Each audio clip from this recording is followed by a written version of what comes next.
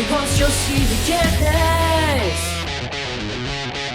Negocios y billetes. Negocios y billetes.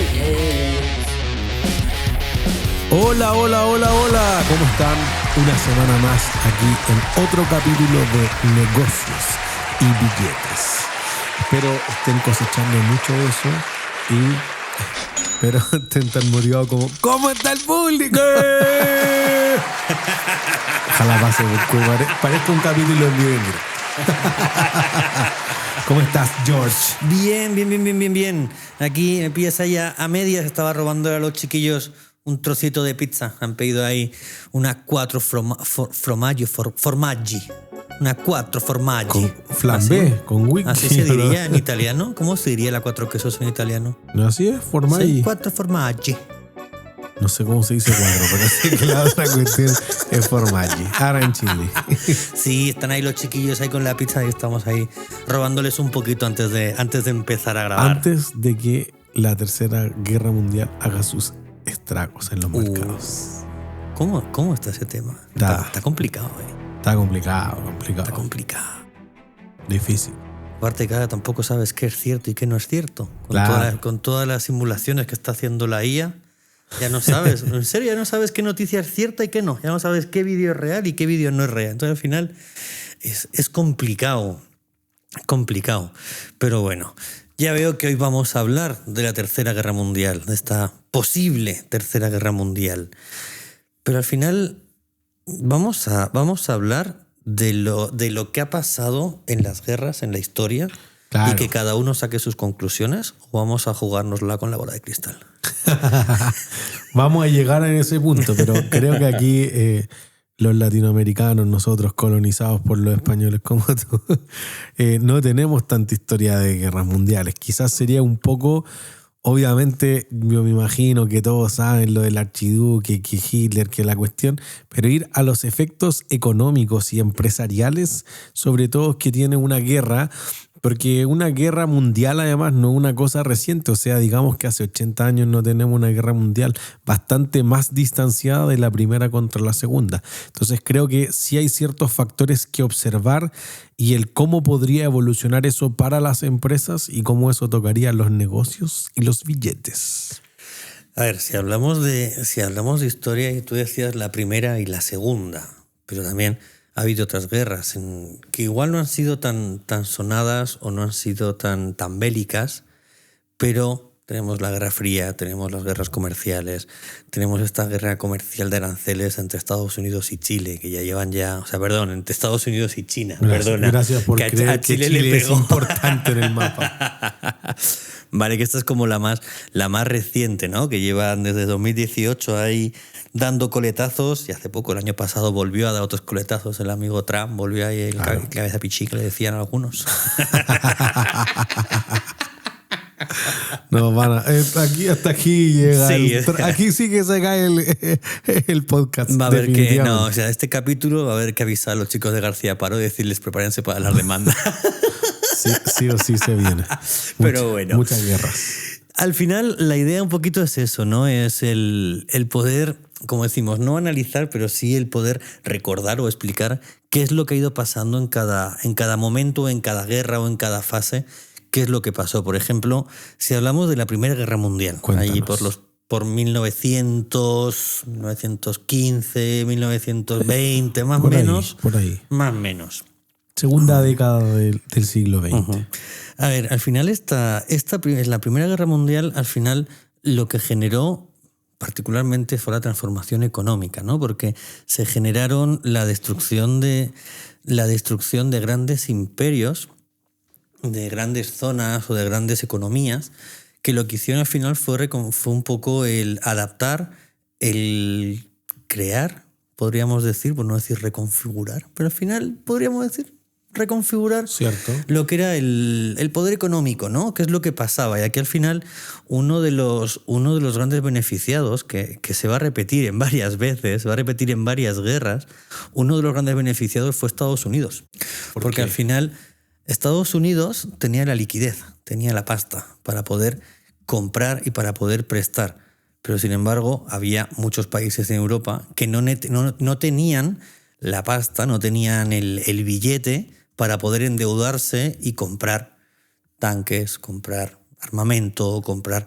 ¿Vale? Entonces, Estados Unidos, ¿qué es lo que hizo? Ok, yo que estoy apartadito, yo te voy pasando pasta. ¿Vale? Yo no tengo problema, te voy pasando pasta. Entonces ahí está Reino Unido y Francia, que eran en ese momento los que más contrajeron las deudas, ¿vale? Al final le terminaron casi vendiendo el alma al diablo. Totalmente. Vale.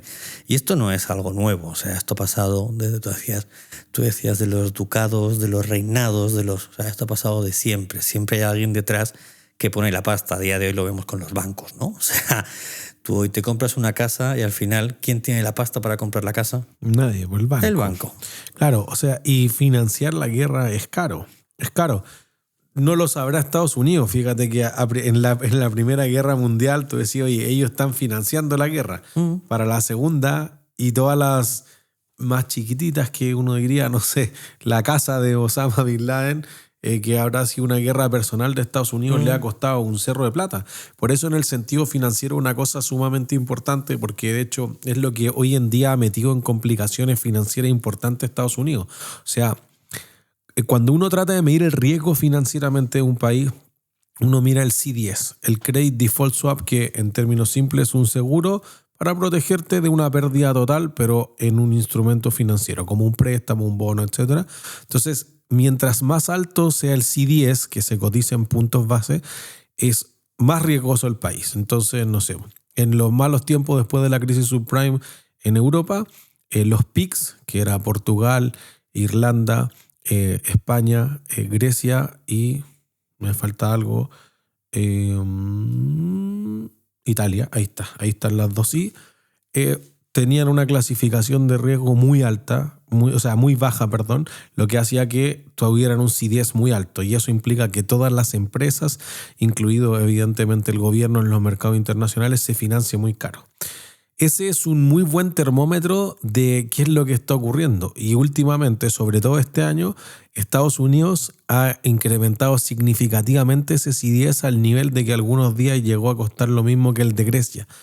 Que Grecia ya venía con muchos problemas financieros, con un desorden importante que si no estuviera protegido por el resto de la eurozona lo mete en complicaciones. Y ese nivel de deuda, Estados Unidos tiene un límite que llama el debt ceiling o el techo de la deuda, que es lo máximo que podría endeudarse el país, que si no se acerca al default. Y eso, como tú decías, era un prestamista neto, o sea, debía cero en el neto hace un siglo, y hoy en día, ¿cuánto crees que debe? Échale. No lo sé. Al cierre del primer semestre del 2025 debía 37 trillions, o sea, billones de dólares. Y eso solo seguía subiendo. ¿Eso cuántos ceros son? Gran pregunta. 37 y 12 ceros. Buena pregunta. Porque en el fondo lo que ocurrió, o sea, hay que pensar que en el mundo además el resto de los países no tiene ese nivel de deuda. Incluso con países con un PIB extremadamente grande como Estados Unidos, eso es mucha plata. China lo sigue con 16 trillones. Después Japón con 12 trillones. Y después India y Alemania con 3,6 o cifras de ese orden. Pero eso, antes de que se cayeran las Torres Gemelas, era muy bajo. Estoy hablando de 2, 3. Pero inicié esa casa de Osama Bin Laden, y casa con Z para los incultos que deberían cambiarse de podcast. Se incrementó extremadamente. Porque hay veces que además todas estas cosas de las guerras son muy políticas.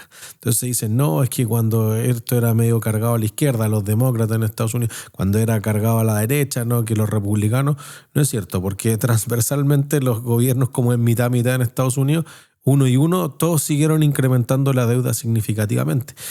Y eso se ocupó desde muy en la historia. O sea, imagínate que la guerra de Inglaterra contra Napoleón fue financiada por unos bonos que Inglaterra llamó los consols originalmente, porque consolidaban la deuda. De ahí viene la idea del consol.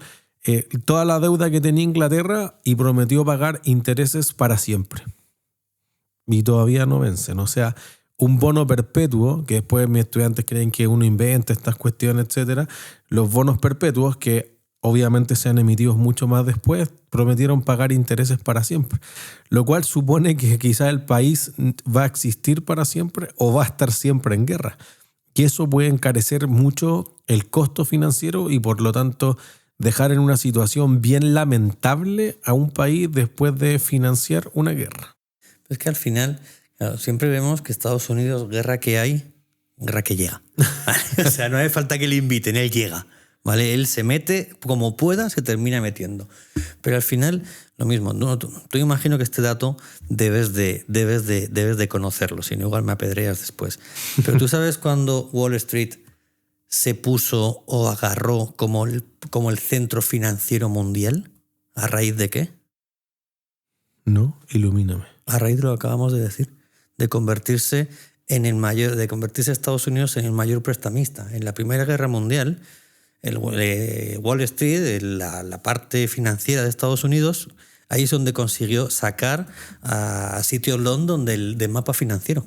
Agarró mucha más potencia precisamente porque todo se transaba en Estados Unidos. Y de ahí también que el dólar se posicionó como la moneda mundial.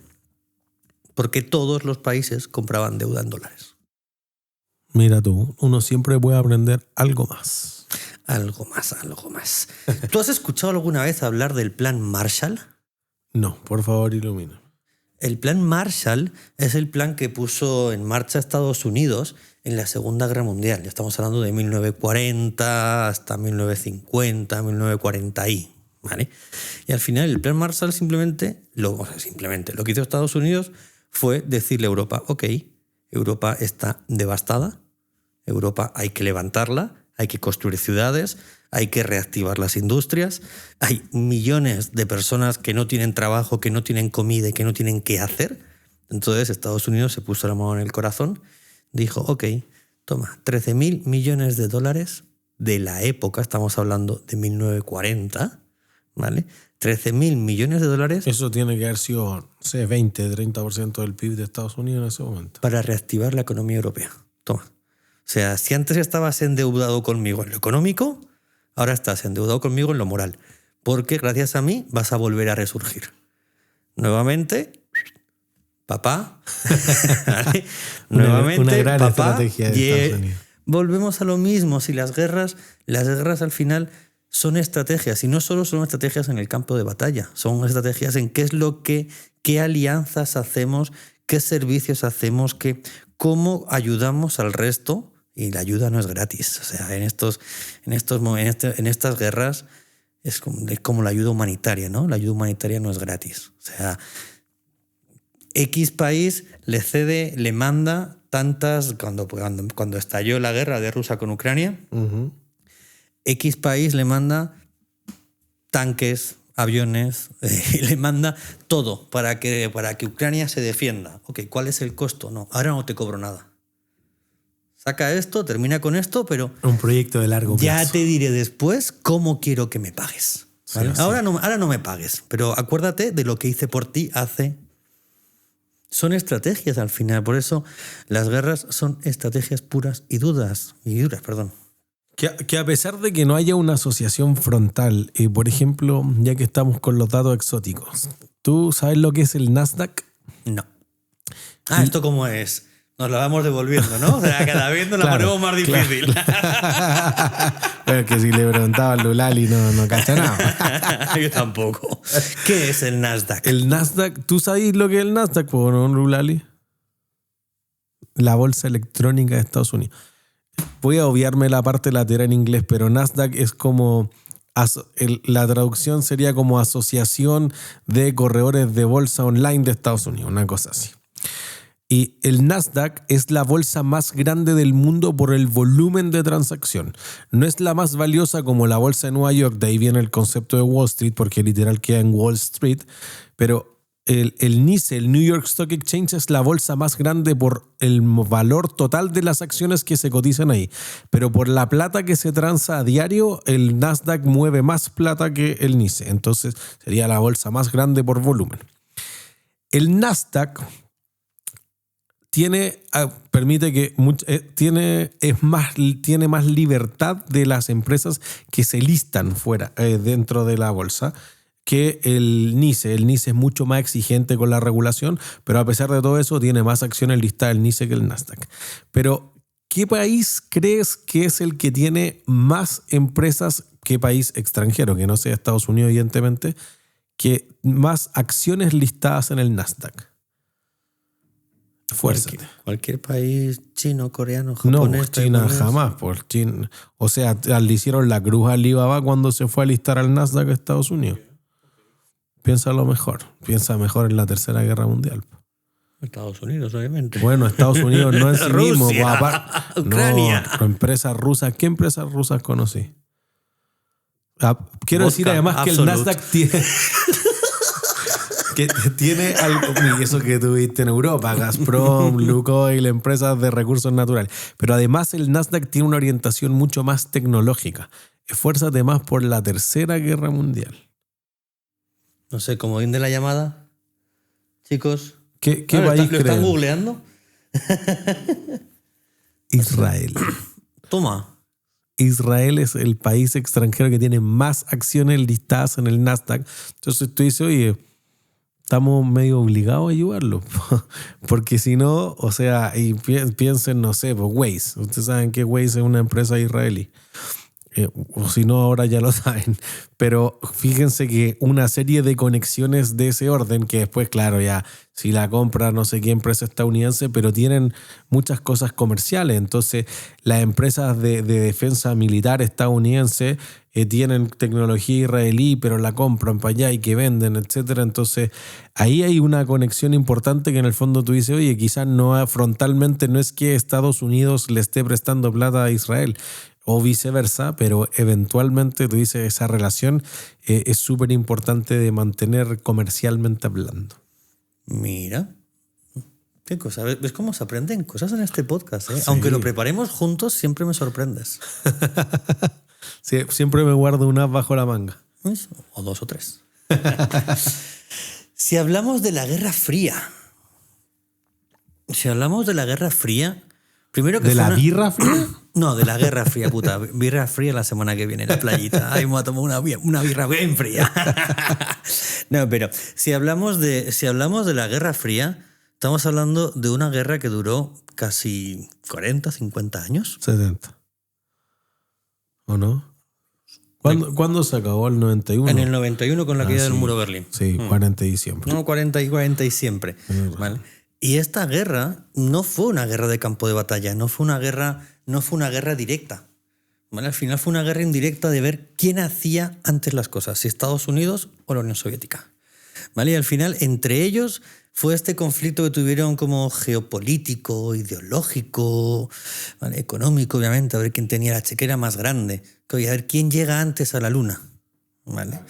Ya podemos entrar si Estados Unidos llegó o no llegó, pero ¿vale? ¿Quién es el primero que llega? ¿Quién es el que tiene el misil más grande?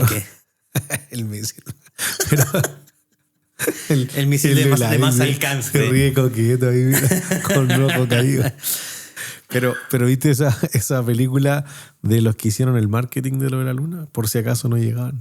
Buena la película con Scarlett Johansson. No me la pasas. ¿Está en Netflix? ¿Está en Tudum? Está en alguna cuestión, en Max, algo así, te la paso. No Perdón. Volvamos.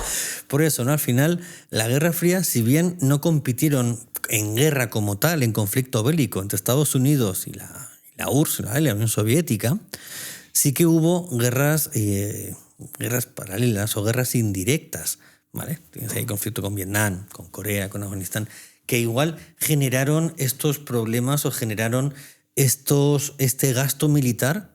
Y sí, nuevamente, ¿quién estaba metido? Estados Unidos. Estados Unidos, ¿vale? Se generó esto entre, ok, ¿qué países se van a la OTAN? ¿Qué países se van al Pacto de Varsovia? ¿Quién ha escuchado que no esté metido en las milicias el Pacto de Varsovia? Yo no lo había escuchado nunca hasta preparar este podcast. ¿No el de Avengers? No. No, eso es Sokovia. Digo, ¿qué? Yo no había escuchado nunca hablar del Pacto de Varsovia, pero sí había escuchado hablar de la OTAN. Ah, sí. ¿Y quién está en la OTAN? Chile, no sé. Chile no, pero está ¿Quién? media Europa está metida en la OTAN. Ah, no tenía idea. Perdón, ¿A quién le la ayudó ignorancia. Estados Unidos en la Primera Guerra Mundial? A Europa. Entonces, aquí No estamos hablando ni de suposiciones ni de conspiración, estamos hablando de cosas reales, de información real y veraz, ¿vale? Entonces, al final, hay conexiones que son obvias, no es que tengas que rebuscarlas, no, o sea, es obvio al final que siempre hay alguien que termina ganando en todas las guerras, ¿no? Sí, o sea, y ahí es interesante ver cómo puede afectar a la empresa, porque van a decir, oye, se pusieron a filosofar sobre la guerra, que se creen cientistas políticos. No, Podría ser. Ya, de tus nuevos proyectos próximamente, por favor. Pero en lo contingente creo que hay ciertas variables económicas que son súper importantes de ver, o sea, como por ejemplo tener un déficit de los commodities. Que eso ya desde la pandemia supuso un desafío. Ya pasó. Evidentemente vamos a hablar también de si los semiconductores, ya hablamos de TSMC, la mayor empresa de fabricación. ¿Qué pasa si me voy a arriesgar con esta palabra, si te sitia China, como si te deja sitiado? Entonces como que pueden ser complicaciones que van a tener un impacto real. O sea, si además tú tienes que darte la vuelta al mundo. O sea, cuando empezó Israel, pero Israel solamente con Palestina, y en verdad le tiraban misiles a todos a los buques que iban transportando cosas, se tenían que ir a dar la vuelta abajo gigantesco y arriesgarse a pasar por los piratas de Somalia, evidentemente el costo del container te aumentó. Sobrecostos. Entonces el container, ahora que te salía mucho más caro, evidentemente influyó en que la gente tenía que comprar la ropa más cara, no sé, si hay menos oferta de petróleo, que uno dice, esto está súper controlado, ¿no? Como cuando uno decía, oye, que la OPEP va a cerrar la llave del petróleo, como la cosa clásica de los 70. Bueno, es cierto, como que Venezuela lo ha propuesto un par de veces y después vamos a discutir quién es el player que manda ahí, porque a pesar de que Venezuela tiene realmente las mayores reservas probadas del mundo, tiene algo así como 304 millones de barriles por explorar, saca muy poco al día. Saca 1.000 barriles o estadísticas así como comparativamente producen muy poco respecto a las reservas que tienen. Entonces tienen infinitos años de reserva, a diferencia de Aramco, que es la empresa más grande del mundo, es saudí, y Arabia Saudita produce una cantidad brutal. Y en verdad cuando la OPEP ha dicho, oye, ¿qué tal si producimos menos para subir los precios? Aramco dijo, yo voy a producir todo lo que falte y más. Y entonces, como yo no voy a frenar, como que es más difícil controlar el precio del petróleo. Para comparar la producción diaria, ¿tienes el dato? ¿Cuánto produce? Porque Venezuela, ok, dijiste como unos 1.000. Más o menos. ¿Y Arabia Saudita? 9 millones de barriles diarios. Me está ahí. Sí. O sea, por eso que la producción de lo que saca al día es una cantidad brutal. Comparativamente, ahí si uno mira las reservas en realidad en miles de millones de barriles, uno dice, oye, ¿podría gastarse todo esto en pocas décadas? Claro que sí, porque además pensemos que el petróleo no es renovable. Pero claro, si uno mira lo que produce el siguiente que viene, Irán o Irak o Canadá, o no Irán, sorprendentemente, es bastante menos. ¿Cuál es el país que más produce? ¿Qué más produce? Buena pregunta. No que más reserva tiene, sino que más produce. Es el que más además consume. Adivina tú. ¿Papá? Papá de Estados Unidos. Estados Unidos. Tal cual. O sea, y hay países, por ejemplo, Brasil produce más o menos lo mismo que Irán, para que alguien se haga una idea. Las reservas de Petrobras son gigantescas en Brasil, como que uno subestima también. Argentina también es un player no menor, que en general uno dice, oye, Rusia, por una extensión de terreno, una cosa lógica, o los países más del corte árabe, digamos, Kuwait, Arabia Saudita, evidentemente, los Emiratos Árabes, el Medio Oriente en general, pero ahí hay una diferencia importante. Entonces la producción o la extracción respecto a, en general, como que uno no produce y se estoquea, sino que se vende automáticamente porque es un commodity, es distinto a las reservas, y por eso que ahí lo que pueda hacer o lo que pueda afectar de repente una guerra de Estados Unidos contra Irán o Israel y Estados Unidos contra Irán y todo lo que se le pueda aliar o no, es una cosa bien que hay que tener en observación para ver cómo van a mover ciertas variables claves para las empresas. Simplifica tus finanzas corporativas con Sur Consulting, los especialistas en asesoría financiera. www.surconsulting.cl. Tú hablabas antes, Nico, de los semiconductores. Y al final los semiconductores es algo que el día de hoy, como hablábamos en otros capítulos, está presente en todo, ¿vale? Y porque al final los semiconductores es con lo que hacemos los chips, y los chips está presente en todo. O sea, cualquier cosa electrónica que tengamos en casa tiene chip. El computador, a día de hoy, hasta las neveras tienen chips que te dicen qué es lo que tienes, qué es lo que no tienes, que te pueden regular la temperatura por diferente bandeja según el producto, el horno, el aire acondicionado, que lo puedes poner desde el computador, desde el teléfono, desde todo lo que es la electrónica, la tecnología a día de hoy tiene chip. Y todo lo que tiene que ver con la IA tiene chip. Y tú antes hablabas que estas empresas que traen los semiconductores, estos buques que traen los semiconductores, que tuvieron que desviar sus buques de carga para evitar los torpedos, al final los misiles, ¿vale? Para evitar estos misiles y demás.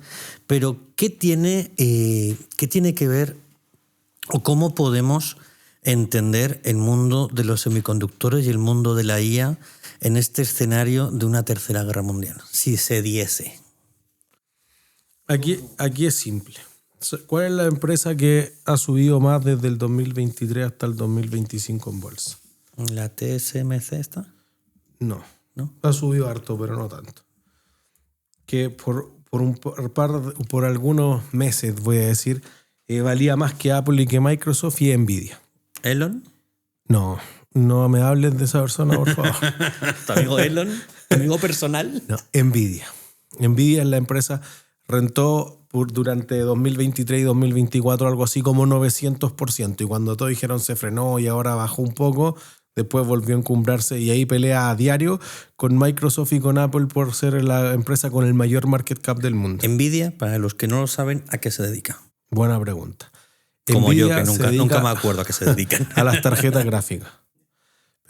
Pero tienen o sea, no solo gráficas, voy a decir que podría ser placas madre, etcétera, otros componentes computacionales, pero ellos tienen una tecnología distinta al resto, como que la parte técnica nos van a odiar, después en los comentarios nos pueden poner más cosas, pero trabaja como en paralelo una tarjeta Nvidia comparativamente al otro que procesa una cosa y después hace otra, procesa 10 cosas al mismo tiempo. Entonces puede hacer que, por ejemplo, los gamers son mucho más fanáticos de eso. Voy a decir que las personas que se dedican a desencriptar criptomonedas también ocupaban mucho eso. Pero sobre todo, ¿con qué crees que se relaciona mucho la potencia que tiene una tarjeta gráfica de Nvidia? Con el semiconductor con el que está hecho. Cierto, pero ¿qué tecnología la ocupan para desarrollar? ¿La IA? La inteligencia artificial. Eso es. Y por esa razón, Nvidia es uno de los jugadores más importantes en la cancha, en el fondo, porque ellos, de nuevo, semiconductores, juntando todas las otras cosas, tienen lo más potente para la inteligencia artificial. Entonces, Nvidia se impulsó mucho por la inteligencia artificial, que después, de nuevo, lo decíamos en capítulos anteriores, uno puede discutir si DeepSeek en verdad lo pudieron programar con bastantes menos horas o requerimientos de datos que como lo programaron a ChatGPT, etcétera, pero Nvidia es el nombre ahí. ¿Nvidia es de papá?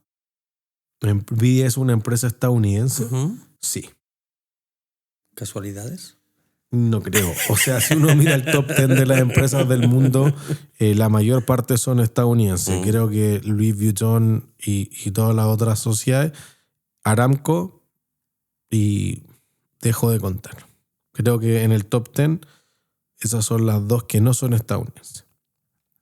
Todo el resto son estadounidenses. Sí, o sea, Sara se ve muy linda, pero es como el 50 en el mundo. No sé si aún sigue siendo español o hayan vendido. No, sigue siendo. Es la más, creo que supera todo el resto en el IBEX 35, que es el índice que mide el comportamiento de las 35 acciones más grandes de España. Sigue siendo. Y a día de hoy, después de toda esta vorágine de aranceles que llevamos desde el 2018 allí, viendo cómo pega coletazos, ¿qué es lo que está controlando el mundo? Desde tu visión como financiero, este programa al final, las guerras siempre dejan siempre el regusto que dejan o el pasar que dejan siempre afecta a las economías y a las finanzas de los países. O sea, esto es así, ¿vale? Una guerra lo que te puede hacer es devastar la economía de un país y lanzar otra. Ya hemos visto lo que pasó en las anteriores guerras. Sí o sí, creo que esto se va transformando. Los aranceles fue una cosa muy crítica, que fue contrario a lo que uno piensa, como uno dice hoy, el libre mercado de Estados Unidos es una política proteccionista para que los otros productos se encarezcan o los otros servicios y por ende la gente consuma las cosas locales, pero eso lo llevan unos 7 años desde la administración anterior de Trump. El libre mercado viene o es fruto de la Guerra Fría. Ahí es donde empieza a abrirse el libre mercado. Claro, totalmente. A pesar de que, porque no quiero que después discutir con los economistas que van a decir hoy que la riqueza de las naciones de Adam Smith existe hace siglos antes, cierto. Pero esencialmente, cuando uno ve ese tipo de cosas, es importante con quién tengo una relación comercial muy importante, valga la redundancia, porque con quien sea más fuerte, evidentemente va a influir. Entonces tú dices, oye, si tú eres un país que demanda mucho petróleo, como Estados Unidos, porque Estados Unidos, a pesar de producir mucho, tiene una demanda mucho más, entonces tú tienes un superávit, eso te va a limitar. Si eventualmente tú eres un país que nosotros, que producimos muchos commodities, en el caso del cobre, del potasio, de lo que se le ocurra, ¿sí? Para salir de lo común, del litio, etcétera, eso eventualmente nosotros igual lo necesitamos de vuelta. Entonces nosotros lo extraemos, lo mandamos a Taiwán, nos hacen un semiconductor y vuelve mucho más cara de vuelta. ¿Se entiende? Entonces en esa pasada, cuánto cada uno le va a poner a su arancel y volver es una cosa importante. Creo que lo segundo que uno siempre tiene que mirar, las tasas de interés. Porque si Estados Unidos se cae de espalda, si Estados Unidos entrar en el default, es decir, es incapaz de pagar su deuda externa. Y eso podría llegar a pasar. Podría llegar a pasar. O sea, esto ya estuvo muy cerca de pasar en octubre del 2013. En octubre del 2013, Estados Unidos, como yo les decía, existe algo que llaman el techo de la deuda, que es que el Congreso en general tiene un límite, digamos que en ese momento era algo así como 15 trillones. Entonces Estados Unidos, como un país deficitario, no podría endeudarse por encima de 15 trillones a menos que lo acepten. Y hay una pelea entre republicanos y demócratas, que de los republicanos decían, corten el Obamacare, no queremos darle salud a los latinos. Esa es la realidad, ¿ya? Pero si no, no le vamos a aprobar el techo de la deuda. Y el más preocupado ahí, ¿quién habrá sido? ¿Qué país? Adivina. El más... China. China es después de la propia Reserva Federal, porque a pesar de lo que creen mis estudiantes, los bancos centrales no salen a tirar billetes por las calles, sino que emiten los billetes y los ponen en el mercado comprando o sea, emiten los bonos y con la plata que imprimen colocan la plata en el mercado. Entonces, el mayor tenedor de extranjero, Estados Unidos, de los bonos de Estados Unidos, es China. Y después Japón. Entonces, los más preocupados eran ellos y estuvieron a 6 horas. A las 12 de la noche, Estados Unidos dejaba de poder pagar su deuda y empezaba en default. Y a las 6 de la tarde llegaron a un acuerdo para aprobar el techo de la deuda. Después lo abolieron, etcétera, ahora lo recolocan. Pero Estados Unidos lleva una situación muy crítica últimamente porque tiene que seguir emitiendo deuda. Incluso Estados Unidos legalmente en su constitución tiene algo que llaman el shutdown, como que pueden apagar, en el sentido de shutdown, las agencias no esenciales. Entonces, ¿qué es lo único esencial que se imaginan que es para Estados Unidos permanentemente? ¿Qué ministerio? La defensa. Defensa. Entonces, si tú eres un guardabosque, te vas para la casa sin goce de sueldo, cierro la biblioteca, dejo de regar los parques, eso lo hace gastar menos, pero no lo vuelve superavitario. Entonces, no es que se deje de endeudar. Solamente en vez de ir a 150 y chocar, voy a chocar a 30, pero igual voy a chocar. A chocar. Sí, una gran analogía en estos días. No sé a qué te refieres. Hasta aquí se llegó el podcast en conjunto. De aquí en adelante voy solo. Entonces, sorry, disculpa, es que me la dejas tan fácil, ya lo siento. Pero sigue siendo una gran analogía, a pesar de los accidentes de la vida. Entonces, Estados Unidos, eso ya estuvo el 2013. Y Estados Unidos, que tiene una clasificación de riesgo AAA, que es la máxima clasificación de riesgo que puede obtener cualquier país o empresa internacionalmente, ya en ese momento una de las agencias en general y como 3 agencias, Moody's, Feller Rate y Fitch Ratings, que son Standard & Poor's, Moody's y Fitch Ratings, que en Chile es Feller Rate, corrijo ahí, una de ellas ya le había bajado en 2013 la clasificación de riesgo a AA+, que es casi virtualmente libre de riesgo también, pero le habían bajado un escalón. Ahora recientemente, como en este acercamiento de nuevo a que podría haber un default, también le bajaron un escalón. Sigue teniendo una clasificación de riesgo brutal, una de las 3 todavía no le quita el AAA, pero sí o sí hay una diferencia. Y lo que ven los mercados es que si Estados Unidos dejara de pagar su deuda externa, eso sería más caro que la crisis subprime. Y la crisis subprime es la crisis más cara de toda la historia, mucho más cara que la Gran Depresión que vino después o entre medio de la Primera y Segunda Guerra Mundial. ¡Wow! Quedaste absorto. Sí, me acabas de dejar un poquito preocupado. No sé qué voy a hacer con todos mis millones a partir de ahora. No lo invierta en bonos del tesoro. Tengo un negocio muy bueno, un bot. Y te lo regalo. Oye, hablando de invertir, ¿cuándo se abrió la bolsa? ¿En qué año se abrió bolsa? La primera empresa fue en tu continente que se abrió a la bolsa por primera vez en la historia. Uh-huh. Fue la compañía holandesa de las Indias Orientales, o toma ya. BOC o B corta o C. No, honestamente, el holandés, o ya no, el neerlandés, no es tu idioma. Ya no es mi idioma. Eso quiero decir. Pero en 1602. Esa es la primera empresa que cotizó en la bolsa en la historia.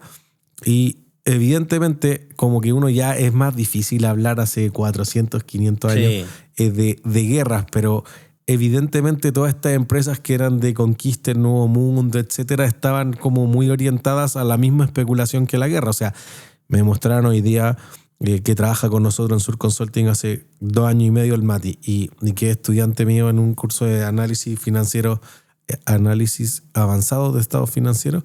Y me mostraban, profe, nosotros valoramos esta acción, una acción que lista en la Toronto Stock Exchange Venture, que son como las empresas alternativas. La valoraron hace un mes en 15 centavos. Y hoy día en la mañana valía 29 centavos. Había subido 100% en un mes y medio. Se dedica a los drones. Me manda una foto después en la tarde. Valía 33 centavos. O sea, desde la mañana a la tarde había subido 10%. Entonces ahí tú veías, oye, es que es la guerra. Pero si Irán se rinde mañana, todas esas empresas se van a piso. ¿Te fijáis? Y eso ha pasado, no solamente con cosas tan catastróficas como la guerra, etcétera, pero siempre esta mano invisible del mercado ha hecho sus cosas. O sea, por ejemplo, con cosas más románticas, como la burbuja de los tulipanes también en Países Bajos, ya no se dice Holanda. Un poquito después nomás de que se listara la primera empresa, en 1637 si no me equivoco, y los tulipanes llegaron a unos precios ridículos, no sé, que crecían 15-20% diario, entonces no sé, valían 15.000% más después de X cantidad de meses.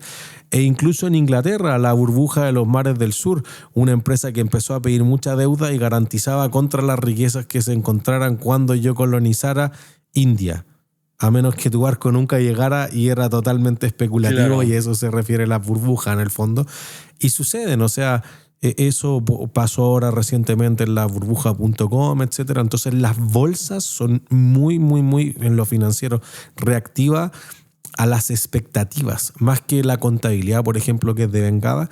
Y eso evidentemente influye en todos estos casos en lo que uno se aproxima quizás a la Tercera Guerra Mundial.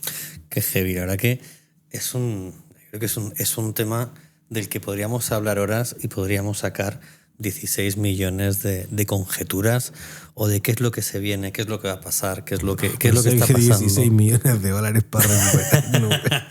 No, pero al final yo creo que podemos un poco no sé si simplificar, pero sí, se me vienen a la cabeza 2 frases y con lo que hemos estado hablando en el podcast, ¿no? En vez de hablar de un libro, yo creo que al final las guerras no solo destruyen naciones, ¿no? O sea, Al final las guerras nos redibujan los mapas económicos que no siempre vemos o que no vemos a simple vista.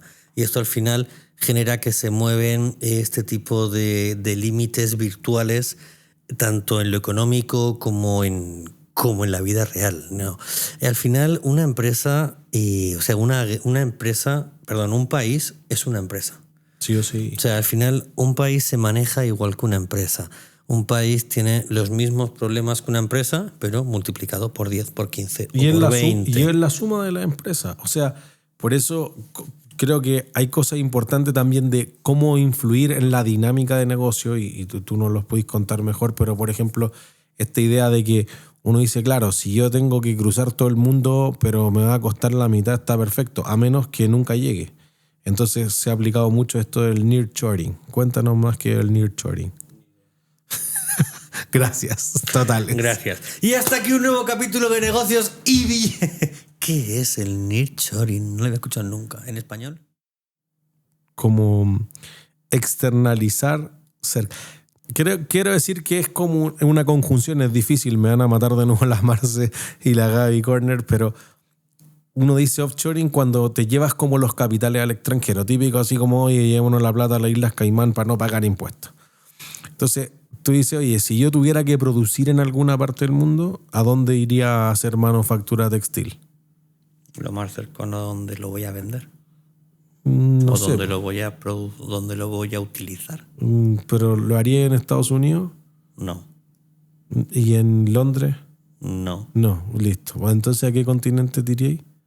Asia. Asia, a pesar de que eso quede muy lejos. Entonces, por ejemplo, tú podrías ser Estados Unidos y decir, oye, me es más barato producir en México. No en Canadá, pero en México sí. Y te queda más cerca. No tengo que transporte marítimo, no hay cómo me intervenga en la línea de distribución. A eso se refiere el nearshoring, como externalicemos o fabriquemos fuera del país, pero no tan lejos, como más cerca. Okay. Aquí viene el concepto de near en inglés. Entonces creo que son dinámicas que se han dado importantemente como en este tipo de cosas y sobre todo innovación. Los países generalmente más pobres o que tienen menos relaciones comerciales inquebrantables con otros países generalmente tienden a hacer rentable como la virtuosidad que uno puede sacar de repente, tener un presupuesto acotado o ser más pobre, que en el fondo hay que ponerse creativo para defenderse de Estados Unidos porque no tengo el presupuesto de Estados Unidos o de Israel, y entonces eso quizás hace generar desarrollo. Ojalá fueran en un ámbito empresarial que no fuera solamente defensa, pero quiero decir que las empresas de defensa cuando no están en guerra, ¿a qué crees que se dedican? Las empresas de defensa cuando no están en guerra. No sé. Aeroespaciales. Ok, tiene lógica. Como todo el resto del tiempo, Sí. hoy colonicemos Marte, Sí. Júpiter, no sé, lo que sea.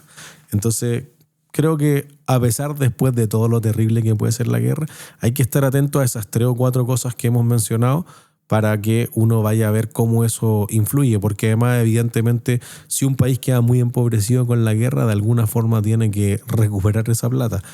Impuestos podría ser una cosa significativa a mirar también.